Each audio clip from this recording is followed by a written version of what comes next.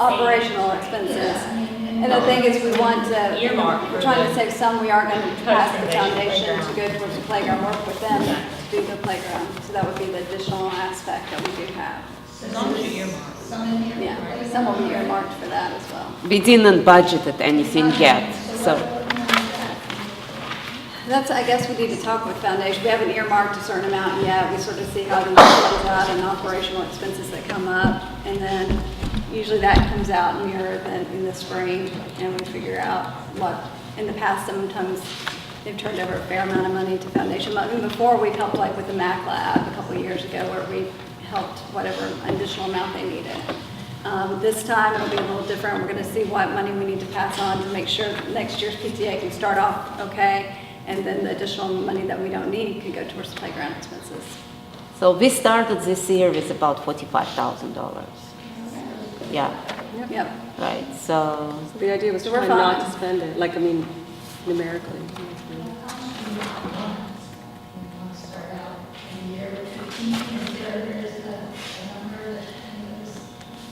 I'm okay to keep it 45, but it's just me. Savings at all. Huh? This budget would not be dipping into. Right. No, At least right. 45. Right. This budget. There's an additional, Right, we're not dipping in savings.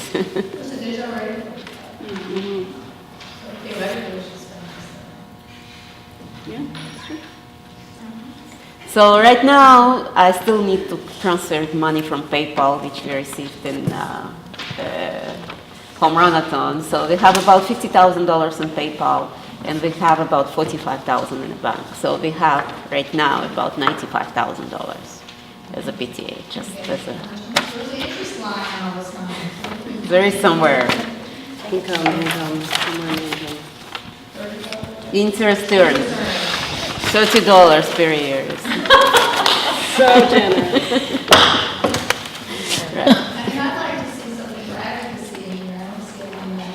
Nobody is submitting us requests, so if anyone wants to submit request for advocacy, we would love to see that, and then executive committee will discuss that. But can't you say this amount, this percentage, or, I mean, these are very little tiny blanks. We can say it, but who is going to do it? This is an issue. And also, if something comes to us, we do have our discretionary amount that we can always transfer that over, and then we adjust it as needed to later.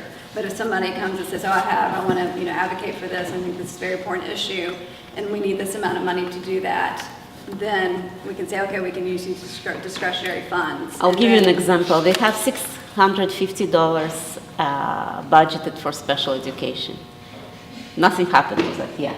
And It's getting ready to. well, but it's going to be about $100. But $650 for special education, and none of the teacher asked for that. So we can budget as much as you can. If nobody asking it, it's just waste of budgeting or using it. So if somebody thinks that they need this money, want to use it, please submit request.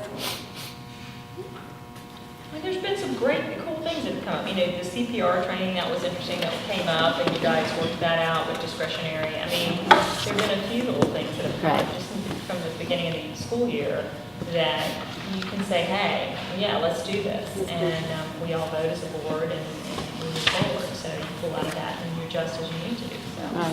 yeah. So when an issue comes up, then somebody could suggest, is what you're saying? Yeah, absolutely. Absolutely. There's money. Always. Specific, like, here's what I would do with the money. kind of. Right. Right Right. now, we have $45,000 budget that we're going to vote on in a minute, right? And you're saying we have about $90,000 in Right. cash. Right. Which we want to keep in some way because we. But it's nice to know right now where everything does stand. Right. And we all need, as a consensus to make a decision on what happens with it. Right. Do we have any clue what a playground's going to cost, or does that all depend on whether the foundation could get grants? Well, in general, it's about $100,000. Yes, So. they are. But do we have any It leads on depends that? how nice the play, and what kind of, if you want the rubber mulch, if you don't, Yep. things like that. Yes, foundation, I know Jane Smith, who had worked, I Yep. think, I Yep. think she's on foundation now, and I think she's starting to check into all that. Okay. And that's one thing we were checking out. We went to Morningside. Yeah, I was gonna add that, Checking yeah. out their playground and asking them questions as well, and as well as we're going to go to Spark and check out there, so But they Just have visiting and they have the seeing. rubberized mulch, and then they have, what's that, a turf, you know? And they said it's just so strong, like it's just So it holding breaks for up soccer and and holding up and everything. holding up, like it's this big investment, and then it's like, you know, and there was like where they didn't have it, they had this big old mud puddle, you know, like you have out there. Which is their next big fundraiser. And it's so expensive now, she said. Who paid, just out of curiosity, I think at the topic, with turf and like the playground stuff, who paid? Is that budgeted by the city or is that? No. something It's paid for? VPay. That's a shame. Okay, so that would be a future discussion. But us, it's largely the foundation, because the capital nature of the commitment, right? I mean, Exactly. we would chip in. We would chip in Right. on No, the but for foundation, turf that's and a big mulch, thing. we paid It's because basically that. it has to be fundraised. But so we would have to approve like stuff like say, agree with you, turf would be the way to go, things like that. Yeah, it It's has more to be. expensive, but it's definitely the way to go. Long Right. term, Yeah, yes. long term. And there are possibilities for playground grants too that Okay. might offset Right. Kaboom a and large, Some. places like are the different. Kaboom one, right? We should get all the people in preschoolers to chip in too. Right. Yeah, you're right. Well, we're saving for the mulch this year because, I mean, We don't but we need spent it. like 6,000 last year, but we don't need to spend it this year. They're And tearing somebody it up. actually volunteered, no? They Whatever also have mulch we do, somebody we have somebody that donating will it. help us with the mulch. The mulch is really Expensive. surprisingly big expense every year. I don't know if you know. But It's if like we turf it, we don't need 6,000. mulch? Yeah, I know it's. Well, because they're most of my tearing it up. houses. No, but I mean, if we put in turf, then you don't have a yearly mulch No, we would. expense. Right. Well, turf would be for like a play, rougher area, the green type turf thing, but then there would be a rubber mulch that's got the thick padding that would be like the mulch. Or they have like the Or when bouncy you buy balls. it. Yes. That would be near the, Yes. That's there, you don't replace it. No, you don't replace it, yeah. But I work in a high school too, I know sports fields, if you go to Cobb County, it's pretty much all turf. And Okay. the cost is incredible for upfront, but for a small area it wouldn't be as bad, but there's also places you can go to, like a college that doesn't have it, I mean, they ordered it, but they don't need the color, or maybe it's a wrong order, so you can get it at discount. I mean, the cost up front is pretty expensive, but the maintenance, there's almost zero cost to it, that's the way to go. right. But that'll get voted on by the people who work on the foundation. Are there any more questions? Can the PTA buy instruments, musical instruments for the classes? I've heard a lot of people talking this year about there not being enough instruments for everybody, or kids having to rent instruments, and there being like Oh, a yeah, you're problem with. expected to buy or rent your own And is there an instruments. issue with there not being enough instruments to go around where, like, I've heard a handful of older kids talking about, like, there are X number of this, but more people wanted to play it, and there's an insufficient number of instruments in particular areas. Is that accurate or not? Turn that over to- Yeah, it's a It district. is. So, I mean, Fine arts department. And it's also the way we structure our band and orchestra. Yeah, isn't it like you can't all be violins? We make the students pick one of the three, orchestra, band, or chorus. So with 100 students, you have 30 plus kids in band, we don't have 30 instruments. right. And that's just one grade level. So. Right. Okay, so there's nothing to be combination done of there. both The limited amount of instruments we get from the district, plus the way we structure our music program, creates a lack of instruments and really requires the parents to go rent an instrument if they want their child in band. And then not enough of one instrument to go around is kind of the way band itself is structured, because if all the kids want to play one instrument, then you don't have a full band. Make It's it right. like, no, we already have two of these, we can get them. So can we buy more instruments then? But everybody in band or orchestra has an instrument, if they didn't purchase one themselves, Ms. Moore or Ms. Vancouver, that was from the district for them, I don't. I think that issue is more like, they all wanted, like, right, there are only 4 violins in the thing, and so you can't They all have want to 6 play violins. sax. Right, or whatever it is. I have a third grader, The but. popular instrument. Well, there's maybe something about like, you But have what's to take another this class, but story, you have no? to pay Kim for said your. the equipment, music I mean, teacher needed to they have pay to her own take money band, to right? fix it or something, no? Or like they Was want it? to take band. but we So don't the music supply them. teacher was complaining that she needed to pay by herself, or is it repairs or something? No, wasn't it at the beginning something? I think there was something. They Instruments used can be the one that Tell us. most people Huh? like. Well, as I say, that we need to make sure the She's got limited teachers know, and I guess that's part of the orchestra and band, that if they need something to come to us and let us know what it is, or they can apply for a grant thing, or we can They also are also given $200 each Right. that they can spend as well if it's for repairs or something. Which is also very interesting, by the way. We budgeted the $10,000 for teacher allotments in August, and only about $4,000 were claimed. So, I don't know, teachers don't want to ask So we're for gonna money. put, when this comes out, we're gonna send it out again, and remind Right. those who have not spent their money to please spend their money.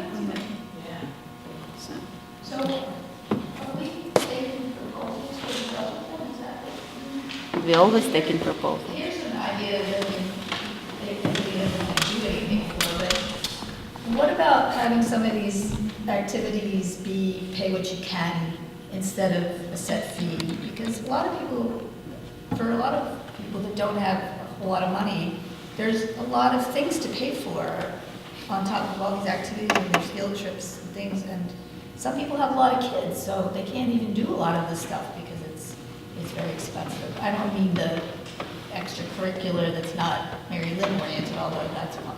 That could be a proposal, just some of these specific PTA events. well, most of our events are, well, like Pumpkin Festival is free, and like when we do, let's see, I was trying to think, the Mother Son and things like that.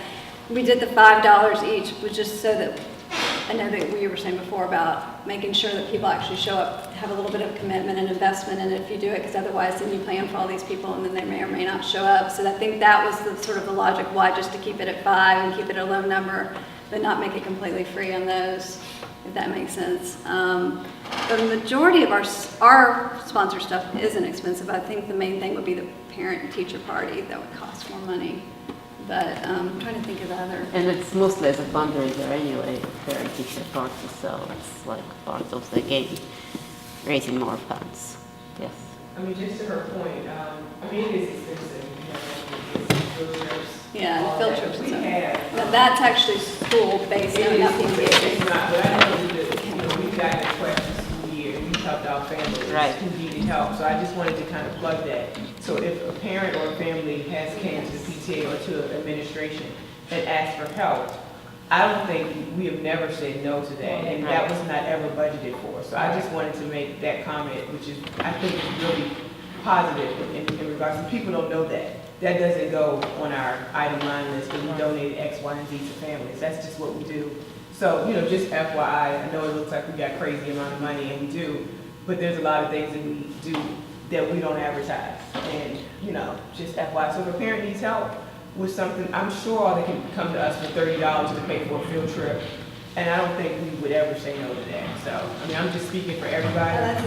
And I don't, you know. I mean, could we set aside a line item though that says like, It's here's X thousand dollars? It's a discretionary, It is and discretionary. executive, we have $1,000, which discretionary, which executive committee can decide specifically per request. And this is what we did at the beginning of the year. It was a family, they asked for help, we gave about $250, if I remember correctly. And it was very helpful. So then we can adjust the budget. If we're running out of money, we can adjust the budget and again to ask for approval. And on this same topic, I have a question for administration. For example, field day. When Dr. Bennett Walker does field day, and everybody, and I get that form that says, pay $5 for your field day t-shirt. The first thing, and I mean, I'm not saying, the first thing that goes through my mind is like, who can't afford that? Because you know, Home Run-a-thon, we pay for the t-shirts and all that. What happens when, I mean, you've got kids and you're, you know, you want everyone to have a t-shirt. And we went through this with when Bellamy's class, when we wanted to do the poof shirt. We wanted to make sure every kid had a shirt, and we shouldn't expect them to pay. So how is that handled? You know, we want to make sure, because nobody wants to show up to school and they don't get a shirt, you know. So how do we treat that delicately, that, you know, and how does PTA help or whoever, you know, to make sure? I think in the past, it probably worked differently. Last year was kind of a last minute effort on our part. We decided, oh, no, we are gonna try to do shirts. And it didn't work out to be as equitable as maybe it should have. So I think just kind of like what we've done earlier this year that Valerie was just speaking of, if Ms. Stroman knows kids, families very well, we try to know kids and families very well, and so we have reached out in a couple of instances, not necessarily about t-shirts, but that's good feedback for us for planning for that kind of event this year. We don't want any child to stand out on field day and feel like they're not part of their team because they don't have a shirt. I know a couple years ago, every kid in the whole school had a shirt. So last year was more of just a planning lapse on our part. So. I just want to add, there probably is something to be said, it's actually a good thread that we made by the teachers, and I don't like all of them, but that one is a really constructive one. I don't like most of them. I can see there's something to be said for discretionary, because like if we do a scholarship line or whatever, I would hate to get into a situation where people have to like formally apply and like have evaluated. So on the one hand, it sounds kind of squishy, but on the other hand, to Valerie's point, as long as people know between Ms. Stroman and as long as the communication is out there, I think that's so much nicer than having like a, grants department or whatever. And you know what? And we don't Right, exactly. We don't know the family's name on the board. Yeah, right, They're and not here, that's like, even way better, because Yeah. people don't need anybody knowing No, the no, there business, was right? no name discussed. And quite It was just like frankly, a family. Quite frankly, if, and I think most of us would say, if even the teacher sent out just a blanket email saying, if you could send in an extra whatever, for whatever, I think most Right. parents would say, fine. It wouldn't even have to be PTA with it. I mean, it's just that communication thing. If a teacher just said, listen, can you just cover 2 more shirts? People will be like totally fine with it and move forward with it. So it's just something we all need to be sensitive to. But it'd be great, like Rachel said, and then suggested, if we had a line item for that little extra, like, cushion, to say, just for that kind of thing. I don't know what you. Is there any more questions or comments? Okay, are we okay to go ahead and have a motion to approve this budget? And that's with the additions that we discussed. With additions, yes. Do I have a second? Second. All in favor? All opposed? Any opposed? Okay. Any abstentions? Okay, budget passed. Thank you.